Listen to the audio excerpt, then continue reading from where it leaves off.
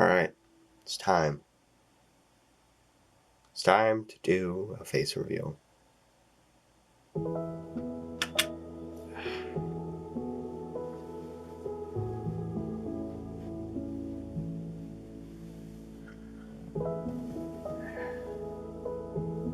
Hey guys,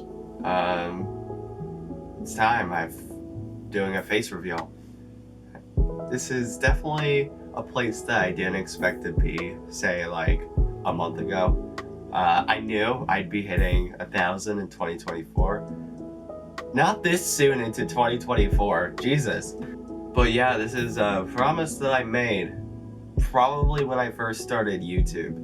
And I'm finally living to that promise, and I'm doing face reveal. And yeah, I'm gonna use this video to talk a lot about like the past of Gamebro gaming, before Gamebro gaming, and what comes next as well, now that my face is associated with my content.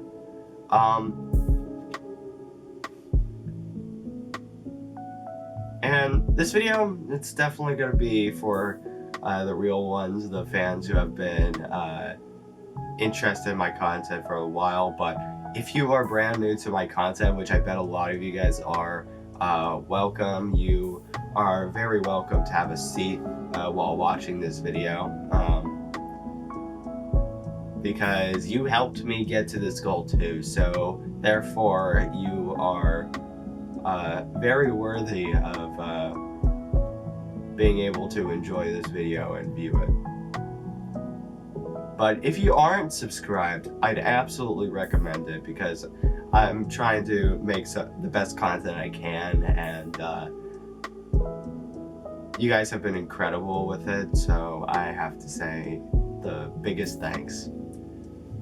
So we're gonna start off with like talking about the past of the channel, what it took to get here, like everything that happened before, from the first conception of the idea of doing a YouTube channel to this point, but not in too much detail, because I'd like to keep a lot of it private, because it's just my private existence. But I want to make it like, I want to say something about the past behind the scenes, and I'm going to keep it brief, but I'm going to talk about it more than I ever have. This is the most personal video I will probably post for a good while. So yeah, I think my first consideration of saying like making a YouTube channel seems interesting was probably around like 2015, 2016. So yeah, quite a while ago, like yeah, about eight years ago, about that. So that's absolutely nuts. And yeah, where am I about 8 years ago? Well, I was probably sitting in this exact spot, just playing with toys, drawing comics, and just enjoying myself. And a little bit about me then, I was probably about like 10. I was a kid with autism, and I didn't have many friends, and I usually just drew comics and enjoyed the time that I had. And yeah, that's just what I did for a really long time, up until the channel started. It was around this time that I was saying to myself, hey, this could be an interesting thing to do, making a YouTube channel, because I see all these people making YouTube content and getting their name out. And as somebody who was not really paid attention to by other students in like elementary school, it would be so my name could be out, and I could have relevance. That's like one of the big things that drew me to this idea, like the idea of having relevance online, and people actually being a fan of your work. Because I remember when I was doing like comics and stuff, I was thinking like, hey, it'd be really cool to like make this into a giant like movie series, and like do all of that, but back then I had no clue how to do any of that. Have a little bit more of a clue now, trying to work on a film project, but yeah, it's definitely complicated, and my 10-year-old mind would definitely not understand Hollywood and just movie making in general. I didn't even know how to touch an editor. Speaking of editors, the idea of doing video editing came from my dad, who does video editing for a living, which is kind of interesting. So I guess it kind of runs in the family. He does a little more TV news, but yeah, it's still kind of funny to think about that it kind of originated. So at my current state of content, I was able to get a lot from him. For example, this microphone. This is probably like the biggest thing that I use in my content very consistently, that came from him originally. Very good microphone. It's very nice. Not using it currently, just using the camera mic. Hopefully it doesn't sound like crap. As like I watch YouTube content, seeing YouTubers do things. I'd once in a while pop onto Minecraft on my PS3. Had a PS3 back then, and I would just mimic as if I was doing a YouTube video, being like, "Yo, what's up, guys? It's me," and everything. And while playing Minecraft, my parents and siblings were kind of confused about it, like, "Why are you doing this?" Well, because I was interested in being a YouTuber. Not saying that it would have been my dream job or anything. That's stupid. Don't think that you're gonna make it as a YouTube dream job. No, don't. Think of like an actual, like a job out there, less than like just recording yourself playing video games. Unfortunately, you'd have to get extremely lucky in order to make it that far. And of course, making YouTube a job, it comes with a lot of risks. And I knew that at the time. I acknowledged that putting all of your eggs in one basket for YouTube, doing a job for content creation YouTube, even at age 10, I thought that was a little like odd. But yeah, and it's around then that I decided the name Gamebro 101, which is the name that I have on the channel. And I think it's fair to expose the source of the name, because it's not something that I just pulled out of my ass. It actually has a source of inspiration on this. So you might be confused. What the hell is this? What this is a fan book series, an unofficial novel series based on Minecraft, which I had because I was obsessed with Minecraft at the time. And the name of the character in this series is Game Night 999, and that eventually turned into Gamebro 101 in my brain. So that's kind of just what I stuck with, and I just run around in skin pack skin on Minecraft worlds, do creative mode, and build stuff.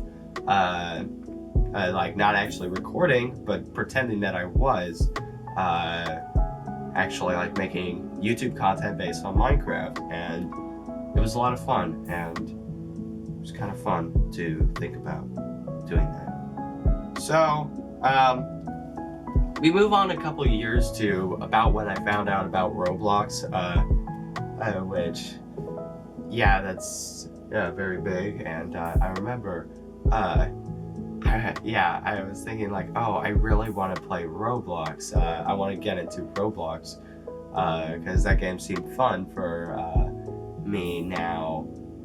And yeah, it's about 2017 when I started getting into Roblox and started to choose it over Minecraft, because I was absolutely obsessed with Minecraft back in the mid 2010s. And yeah, it was around 2017 where I thought, hey, Roblox seems pretty cool, so I'm gonna try that out. So I created my first account, Gamebro 10111, because Gamebro 101 was taken. So I just did Gamebro 10111, which has been the thing that I've used most, the version of the username I've used most. And I did the exact same thing that I did on Minecraft on Roblox, just pretending to make YouTube content, like doing dumb, goofy stuff. So now we reach COVID-19 pandemic, the time that the world shut down. So during this time, I had a ton of time on my hands, because there was no school and not really doing much. And I decided, hey, I'm gonna teach myself how to do video editing. And I think the first thing that I edited was a photo compilation of a Disneyland trip that we did that was like an hour, 20 minutes long. That is absolutely bonkers. And yeah, I really enjoyed that experience. And that editor that I ended up using was the same editor that I used to create like the first year of YouTube content that I did. And it's around this time that I actually decided to come back to Scratch, the coding program, which I hadn't visited in a good second because I always confuse myself with the coding. And I know it's like really simplified, but yeah, my smooth brain couldn't understand like coding.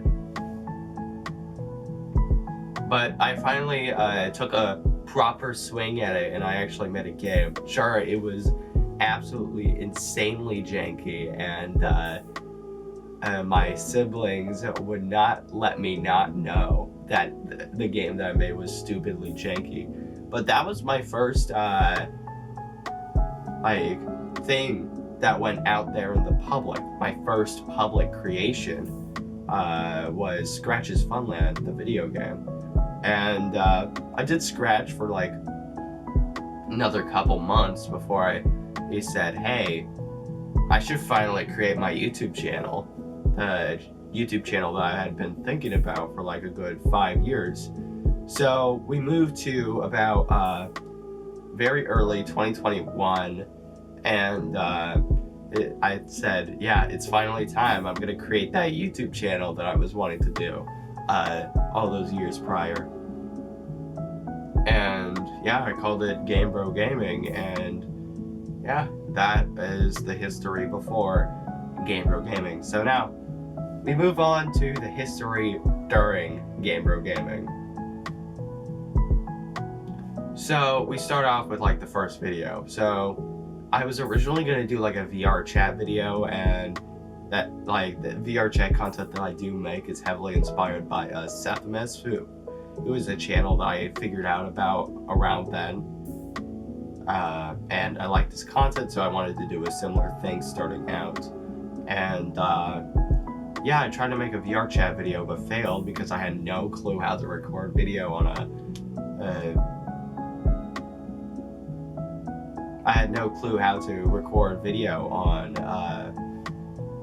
VR headset. So then we move on to like about a month, and then I decided to record a Minecraft video, which was successful, and I managed to get a Minecraft video out in the middle of March. And that was my first YouTube video. And time goes on, and yeah, time moves on, and I slowly gain subscribers, very slowly. Very slowly, but I'm slowly gaining an audience, and something that I have not talked about ever on the channel, which I'm gonna talk about a little more now. During that first year and a half of YouTube, my life was very, very challenging. There was a lot that I was dealing with my family. My mom was getting taken advantage of financially, and like in a kind of false relationship, and really broke me. Around like the very beginning of 2022, things got better moving into 2022, but the worst had happened at the very beginning, and I think the only time that you could actually see an emotional change in me is in, I think, the last part of the security breach Let's Play. There is some moments where I'm getting like kind of panicked and freaking out over certain things. That was just me not dealing well with the stress and anxiety of the situation in my family. Oh no! No! No!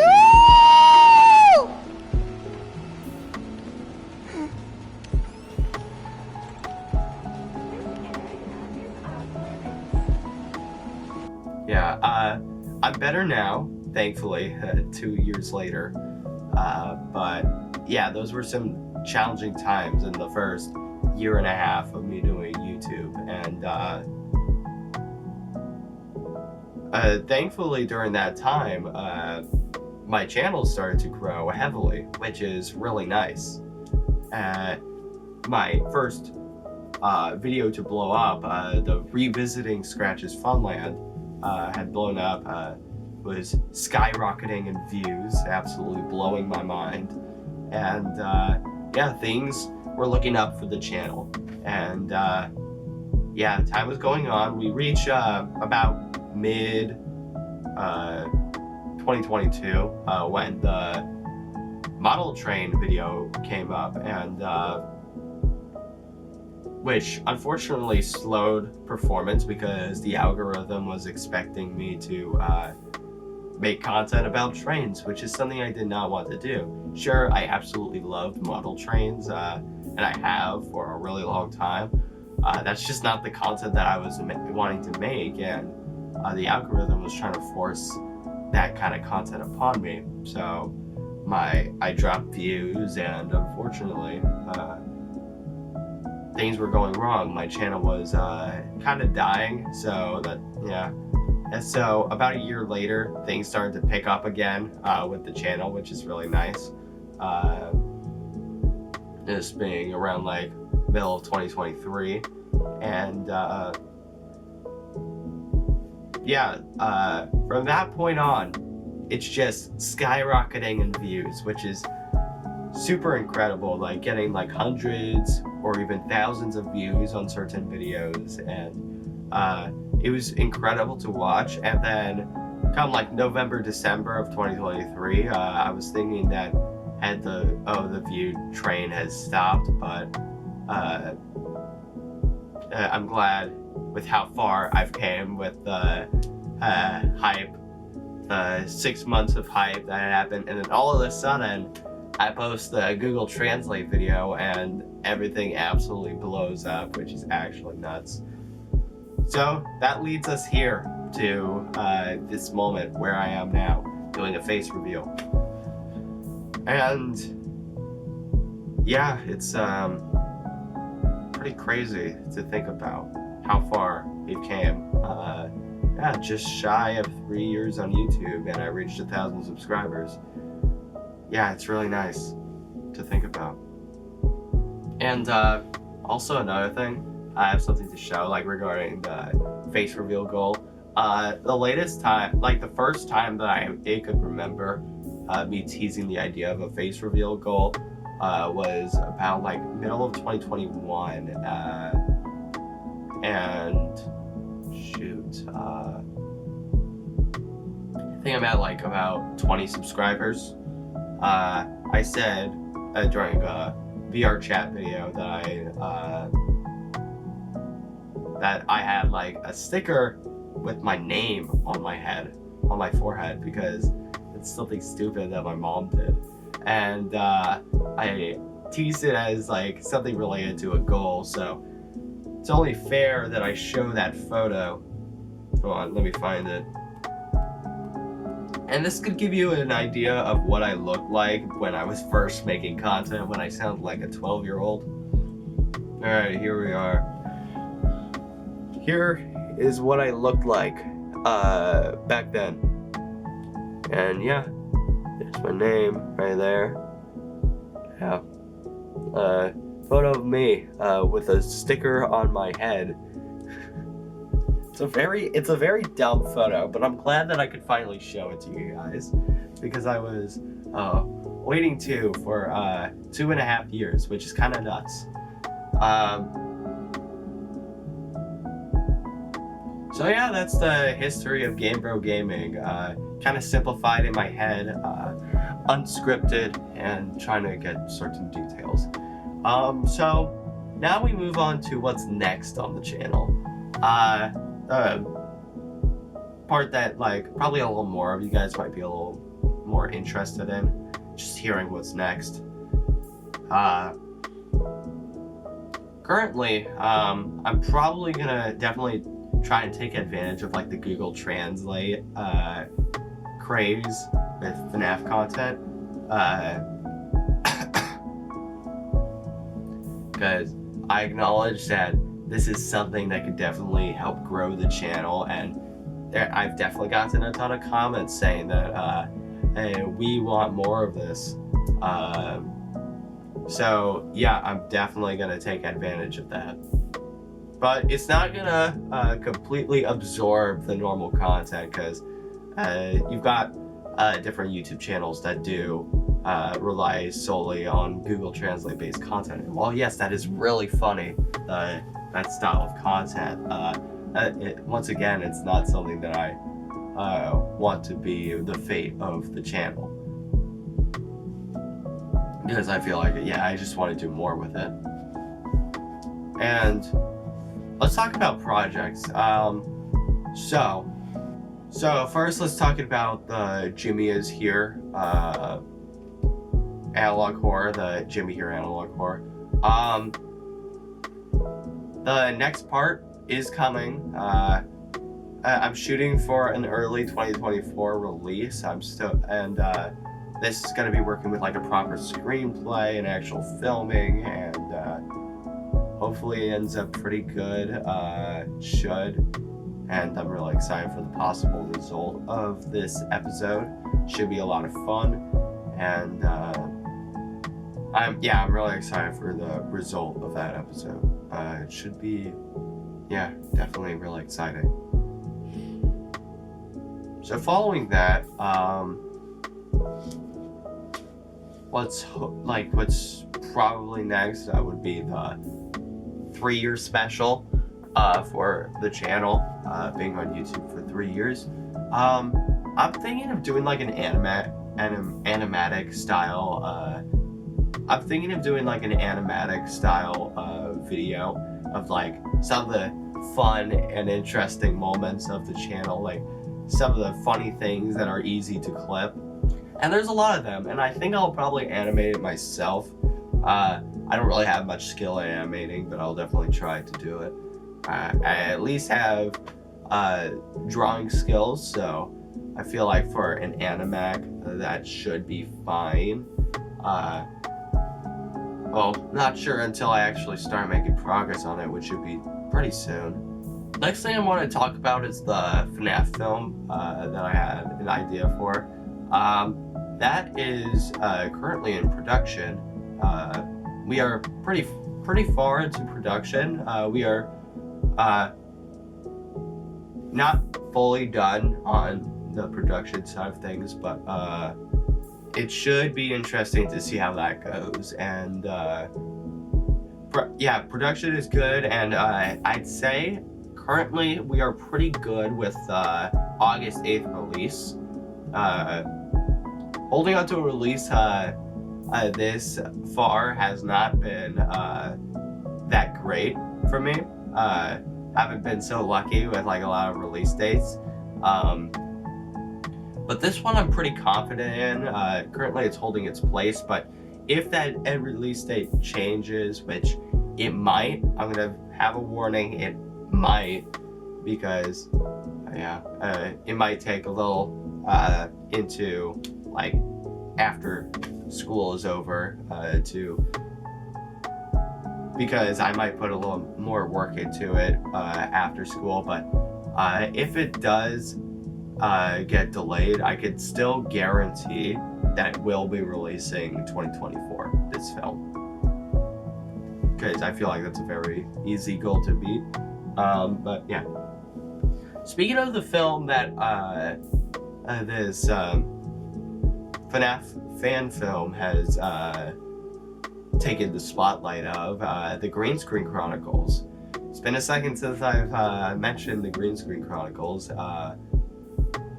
That is, it's not canceled. It's still a concept that I definitely want to try and do, but I've definitely taken some steps back on it. I'm kind of starting from scratch with the film, throwing everything that I had away and then trying to do something a little new. And I think it's going to make the film better. It's going to make the film a lot more watchable, and it's going to make the film a lot more fun. So hopefully that works. And I think one more thing that I want to mention is the Gamebro Gaming movie review. Still trying to get that started. I promised it like for New Year's Day, which now I couldn't do that. And currently I'm gonna have a struggle reading scripts because I've got a really nasty cough, which is possibly gonna prevent part 2 of the Google Translate video from coming out next weekend, because I need to deal with this throat problem that I'm having, this really nasty cough. And a lot of the cuts in this video are cutting out like me coughing my brains out. So yeah, give you a little bit of an understanding on the behind the scenes of this video. But yeah, the movie review will be coming. It will be coming soon. And I think that's about what I was wanting to say in this video. Thank you for sticking to the ending. If you did, I really appreciate it. I know this video is probably going to be pretty long, but yeah, I really appreciate it if you stuck around. And this video isn't really meant to like rack in the views and stuff, but it's just something to talk with my audience and be a little more transparent about my existence on this planet. And yeah, now I have a face. I now have a face, which is really fun. And what it means for the future content, I'm probably not going to use my face in content for at least like a month or two, maybe a little longer, because I'm currently working on complete reorganizing of my room and setup. So yeah, it's gonna take a little while before we get normal like content with the face and everything. So yeah, don't get your hopes up. The face is not really making it into the mainstream yet, but yeah, now my face is here. And also another thing that I wanted to mention, recently I did actually lose the glasses that I had for the mask and glasses setup that I had, which is kind of unfortunate.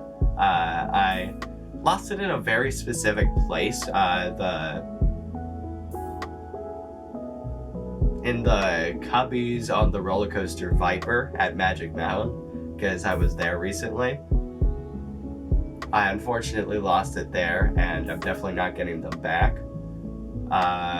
So I guess if there is a fan of my content who was working at Magic Mountain and found glasses that look awfully similar to the ones on my channel, congrats, you're the new owner of the glasses.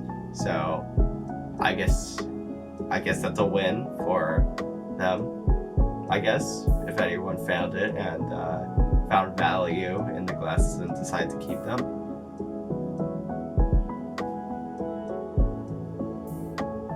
But I did get something in return for losing it. I got this model of Viper, which is kind of cool. Yeah.